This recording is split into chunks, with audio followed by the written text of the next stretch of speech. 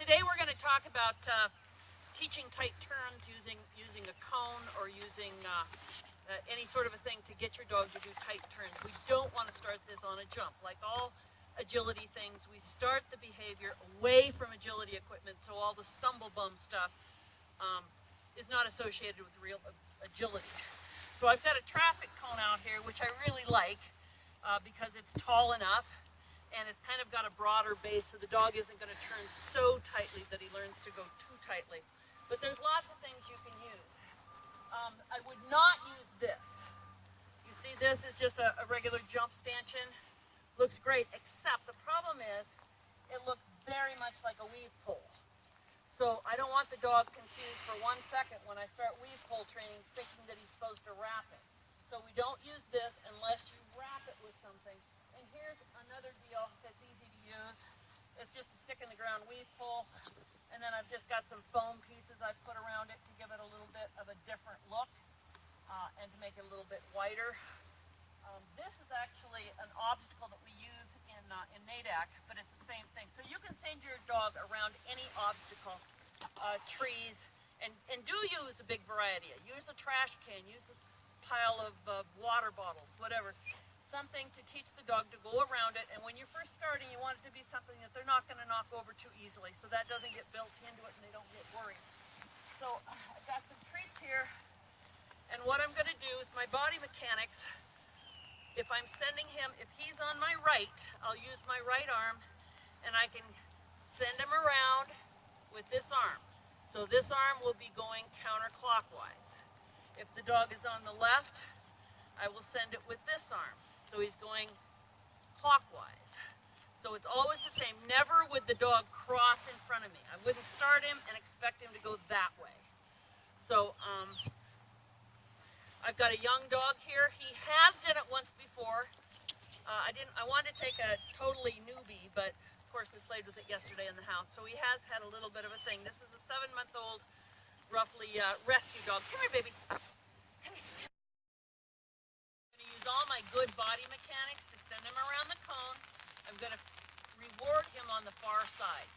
I will never reward him on this side out of my hand, because that's just going to make it harder for him to ever leave. Come here, honey. So this is little Wiggins. Wick, wick, wick. Yes. Come here, Wiggins.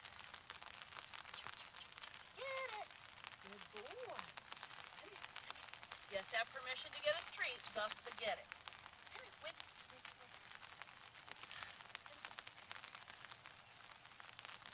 Get it. Good boy. Very nice.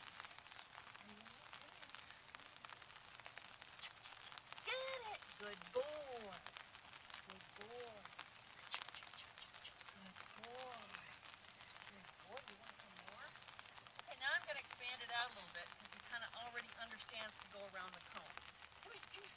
And it's fine to lure with your cookie, although you don't want his head all the way up in the air because your luring is the very same arm motion he's going to see anyway. Come here. Yes, good boy. Come here, honey. Good boy. Okay, Wiggins. Got it. Good boy. Make sure to work both sides.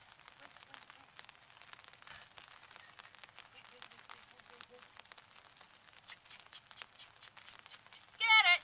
Good boy. So we're starting to work on multiple reps, and that's all you do. Do it enough so that you can start saying check, check, check, and your arm motion. And your fist should be closed, your arm should be bent to initiate this collection. Come here. So I can even back up maybe a little bit. Good boy, got it. Good boy. And that's all it is. You're going to keep doing this, and your dog is going to learn how to do a nice tight turn and prepare his body. What we don't want to see is a dog that goes over a jump and then you yell, here! And the dog has to suddenly, on the landing side of the jump, organize his body and come down on his shoulder, and there's just no reason for it.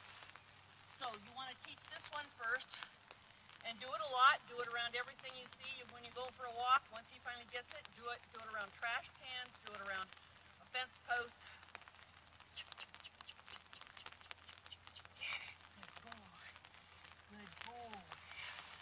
try to either have a leash on if you think your dog is going to go get frustrated, because if they get frustrated, they might want to go sniff. And you want them to stay with you until you can work through it. And that's how to do a tight turn with the traffic cone. But use whatever prop that comes available, and use many.